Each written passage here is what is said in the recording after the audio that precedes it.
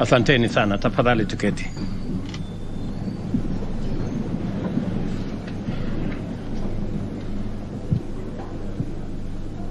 The Honorable Speakers of the National Assembly and Senate, Honorable Members of the National Assembly and Senate,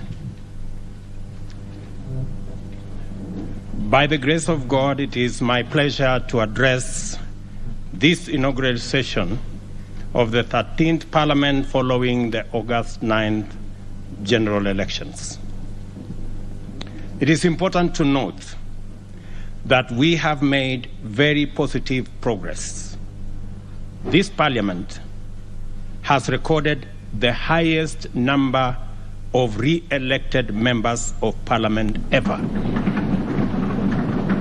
In the National Assembly, a record 193 members have been re-elected, 50 more than were re-elected in 2017. While in the Senate, 17 senators have been re-elected. This confirms the increased confidence of the people of Kenya in their leaders and institutions, affirming the maturity of our democracy.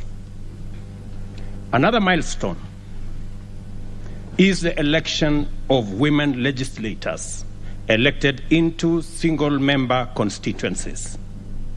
In this year's election, 29 women were elected members of the National Assembly, 6 more than were elected in 2017.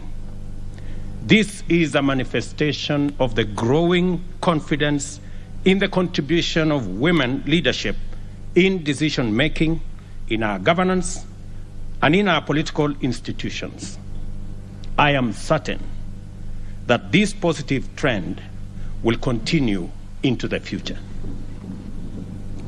It is also instructive that the same confidence in Parliament has been shown in the executive.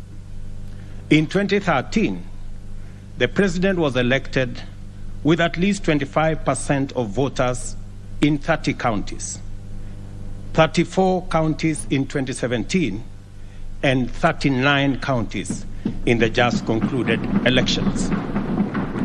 Again, further demonstrating the deepening pluralism and inclusivity of our democracy.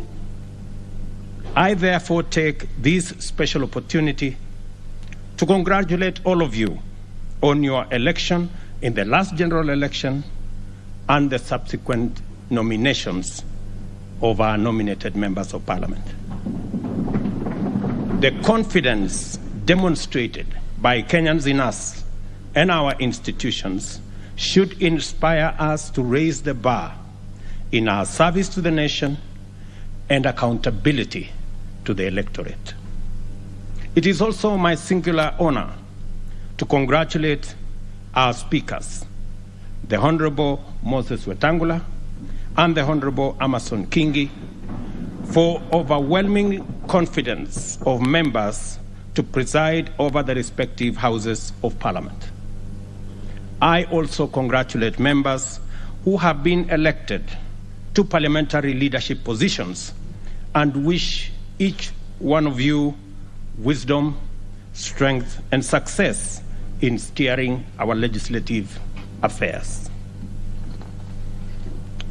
We gather here on the tranquil side of a competitive election where we all came to grips with the turbulent energies of political competition that characterize our uniquely Kenyan brand of democracy.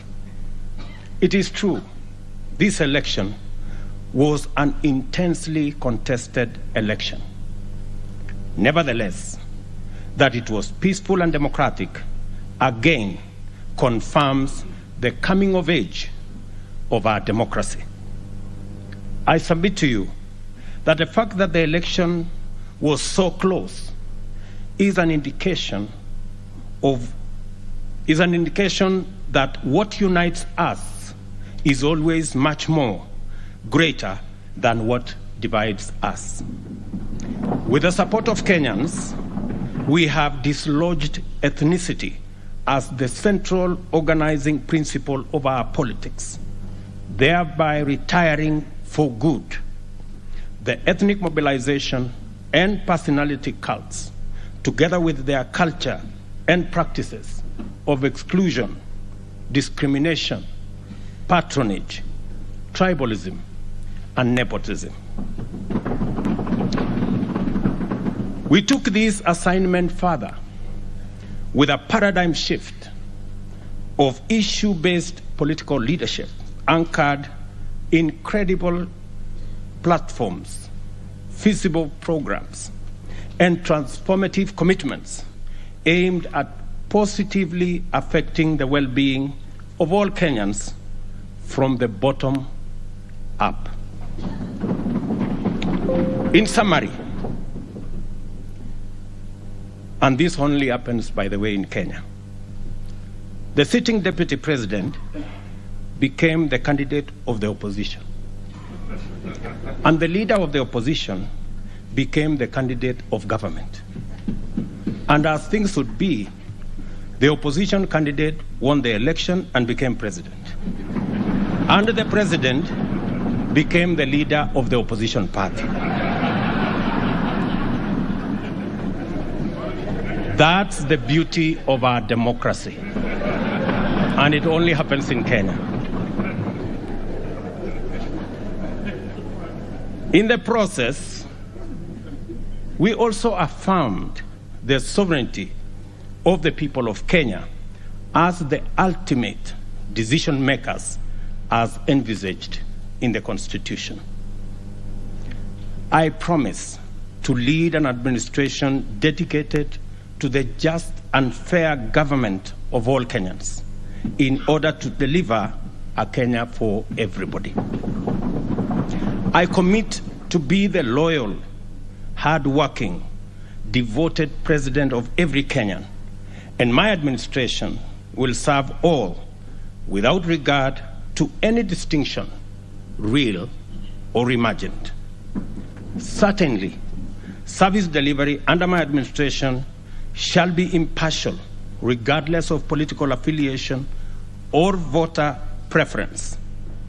Kenya is our home, and we remain united as one strong family. For these reasons, I want to persuade you that the legislative agenda I stand here to prosecute deserves the bipartisan support of this House. My administration is pursuing a transformational program that offers a uniquely all-Kenyan moment, which calls for unity of purpose in the legislature.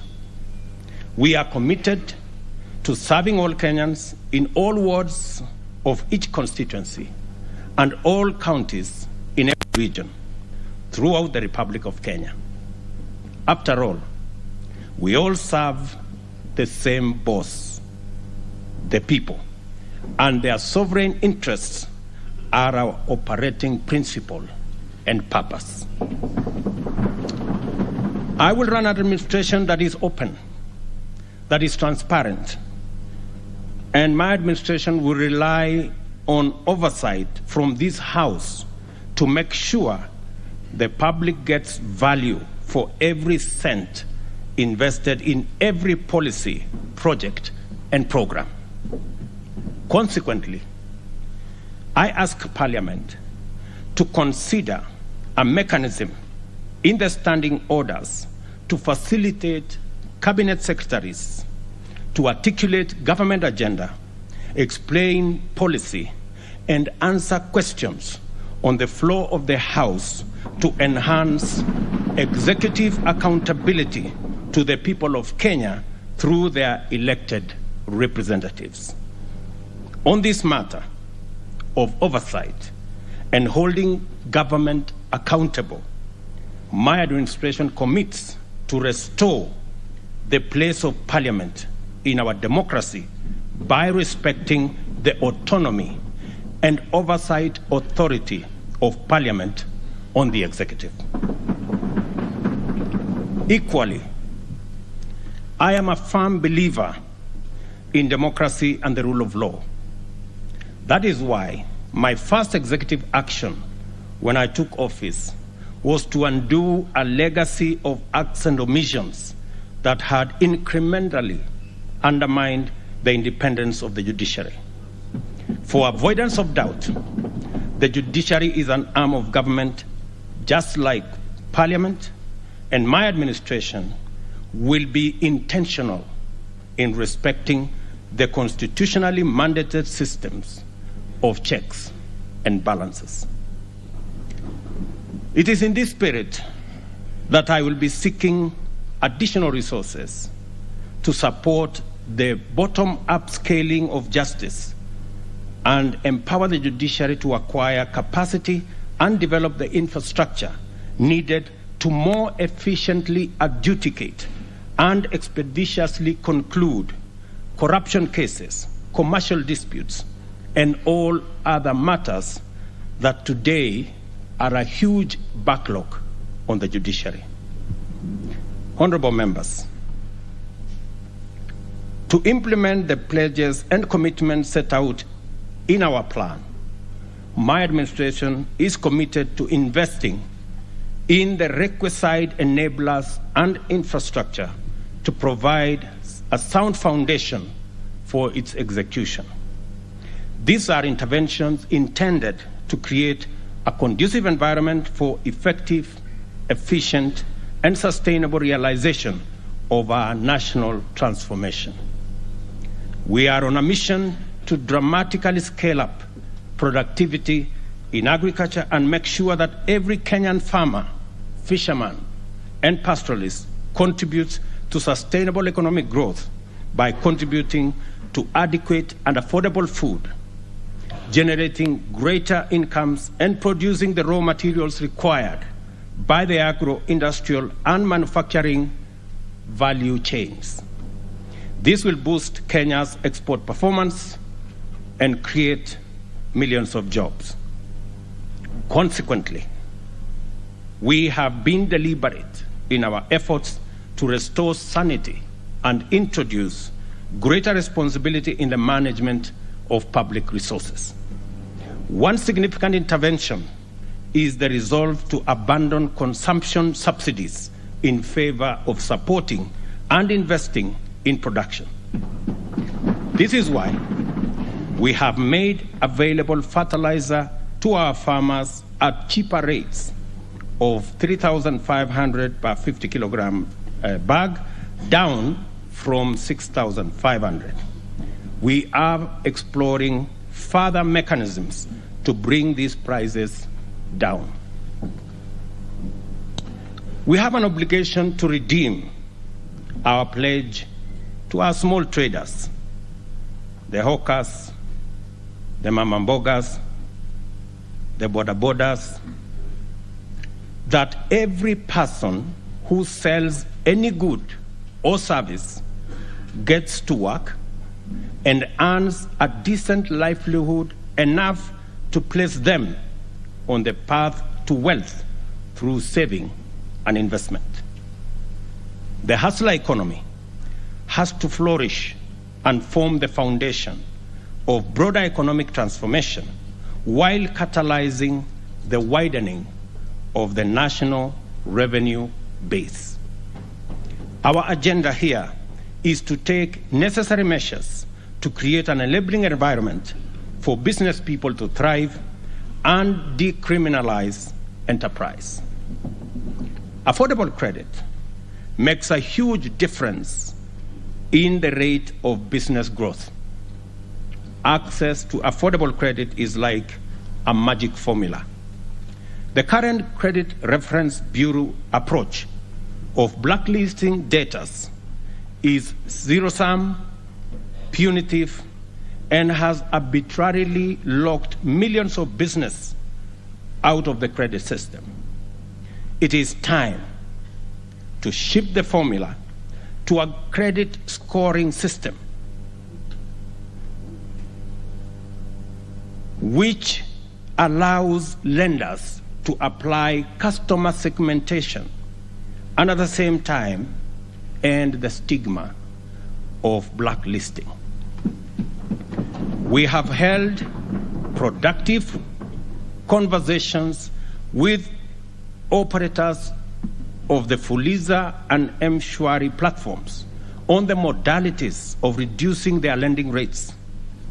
I am happy to report today that yesterday, our engagement finally culminated in undertaking by the platform operators to reduce the cost of credit by 50%, and this is a significant step towards unlocking billions of shillings needed to spur economic activity by once again expanding financial inclusion. My administration will allocate resources every year to the Hustler Fund, from which micro, small, and medium enterprises can access affordable credit to start and expand their businesses. I promised yesterday that we will leverage on technology in the management and disbursement of these funds. And shortly, we will be bringing to this House the legislation and the regulatory framework to operationalize this fund. There is tremendous opportunity for this House to fully take up its role in resolving the systemic issues of limit to access affordable homes and affordable financing. This administration will unlock housing for the nation by doing a couple of interventions. Number one, we will work on the provision of land for affordable housing, both public and private. And number two, we will provide access to affordable and stable financing for those engaged in social, affordable housing across the country.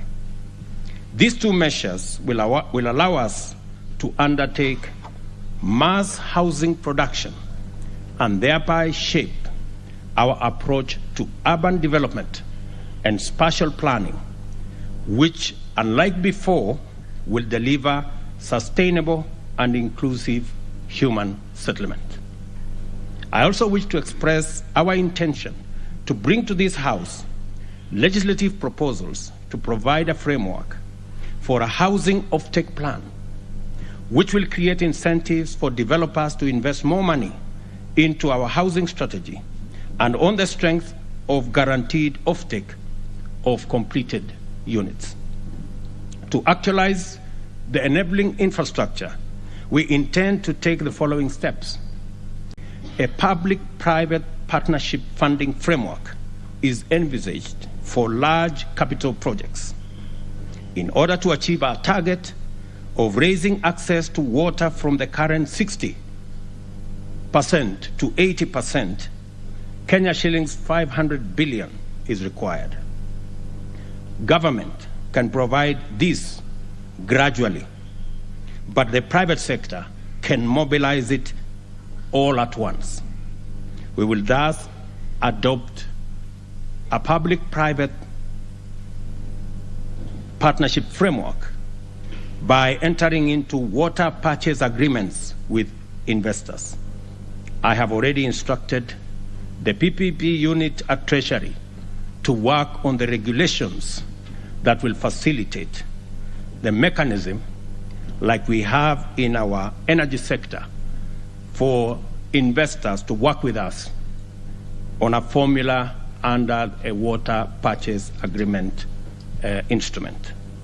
This way, we will achieve water for all in less than a decade. Concerning electricity, we shall facilitate the development of innovative and effective modalities to provide better off-grid systems, including enabling consumers to form small cooperatives for that purpose. And in health, we are bound by duty to take measures to make universal health coverage a reality and liberate Kenyans and their families from the threat of harrowing poverty that stalks them every time a family member falls seriously ill. In our plan, and through your support, we will restructure our primary health system so that we put more resources into promotive, preventive, and early diagnosis. A key driver of this realization is the National Health Insurance Fund, whose restructuring is not only necessary for efficiency, but also enables it become a fit-for-purpose social insurance scheme that caters for all, including those suffering from chronic diseases. Digital technology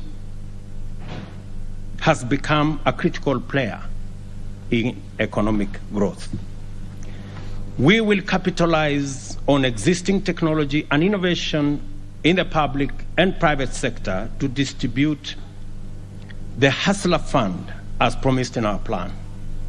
I call upon financial institutions and our young people in innovation to participate in the digital economy by redesigning their products to serve the goal of empowering millions armed with grand ideas and are only waiting for the funds to finance their dreams to reality.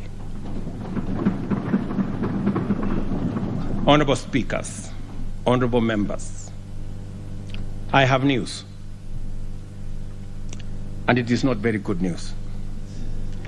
Our financial situation is not very good.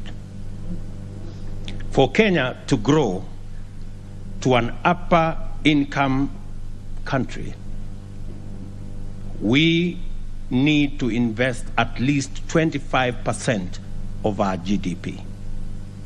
Our current national savings is below 10% of our GDP, which translates to an investment savings deficit of 15% of our GDP.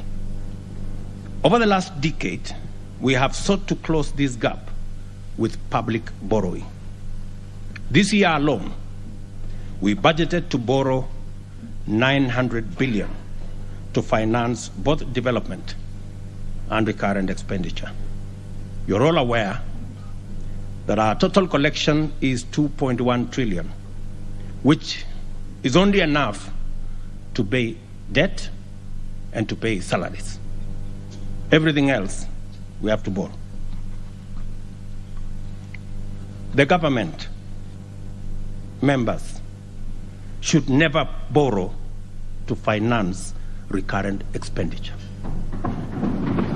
It is not right, it is not prudent, it is not sustainable, it is simply wrong. We must bring ourselves and our country to sanity. Over the next 3 years, we must reverse this and go back to the situation where government contributes to the national saving efforts by keeping recurrent expenditure below revenue. To this end, I have instructed Treasury to work with ministries to find at least 300 billion shillings in this year's budget so that we can remove it, because the market cannot sustain the kind of borrowing we are doing as government. Next year, we will bring it further down so that by the third year, we have a recurrent budget surplus. This we must do, members, because it is the right thing for us to do. On the revenue side, I am committed and determined to ensure that our tax system is responsive to the needs of the economy. It must be equitable, efficient, and customer-friendly.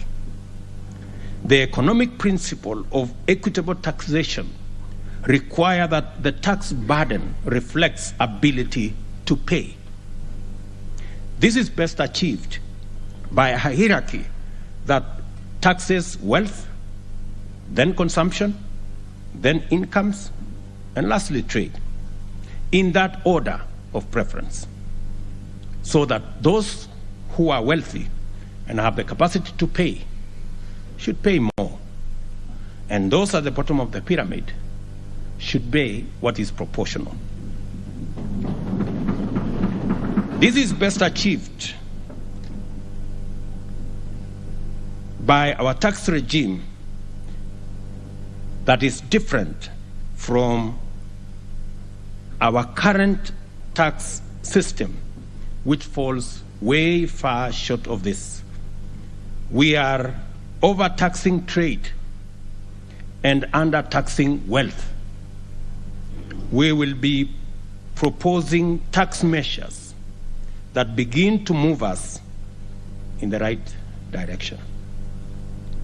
We will also work with the Kenya Revenue Authority on a culture change to make it a people-friendly, customer-centric organization.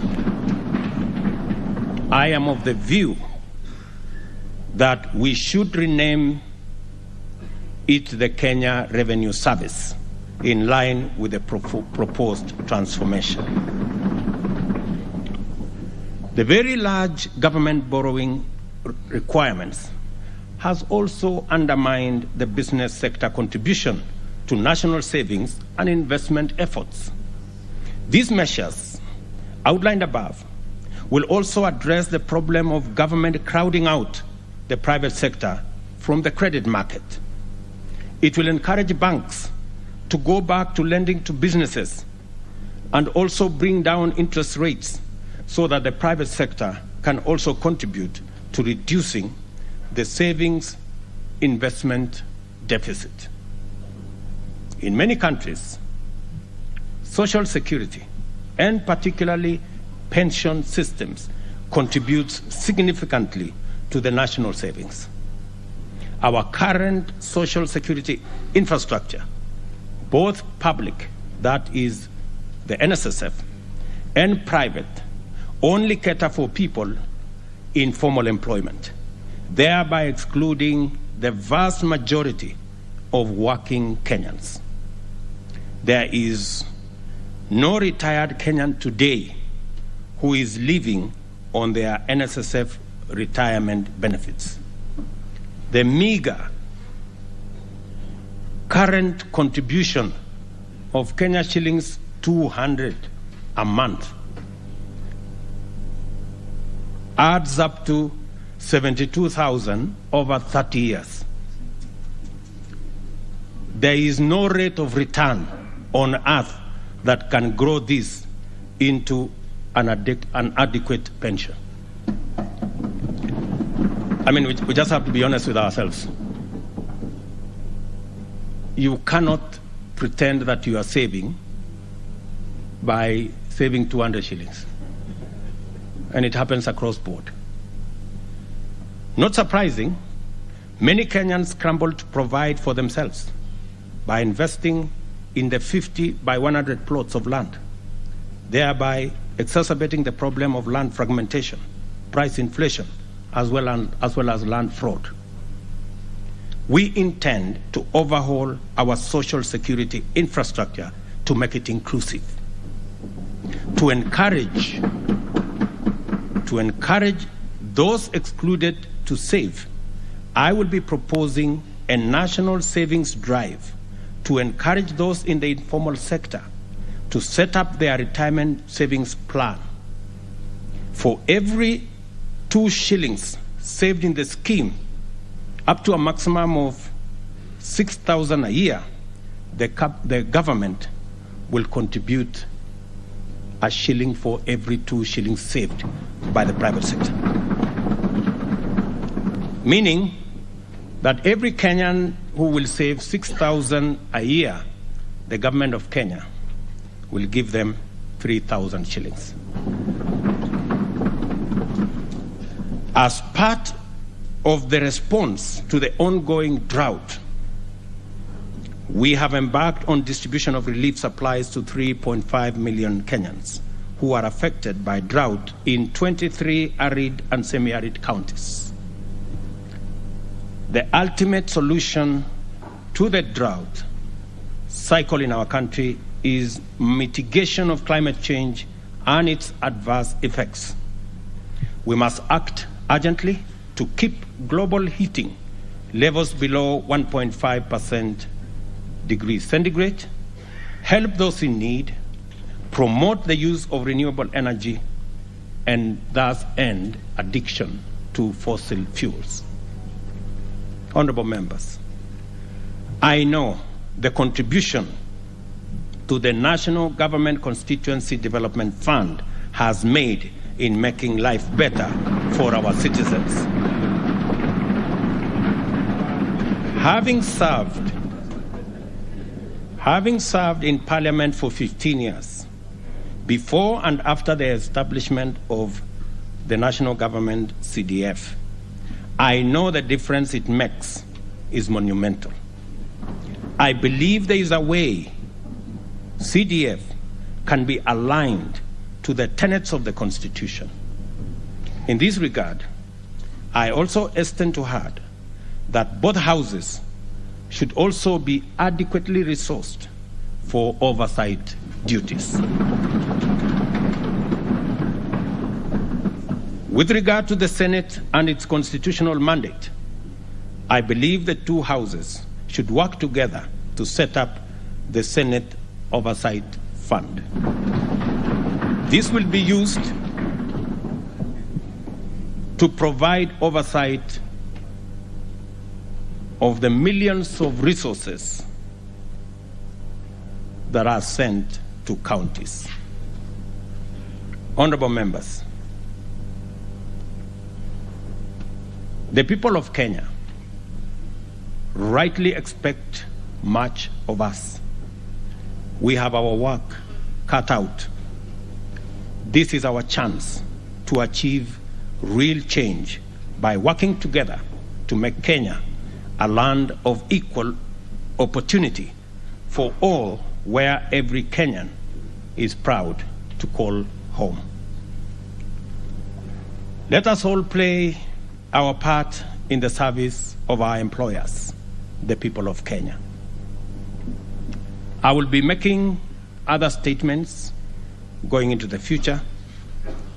I will make my statement today short.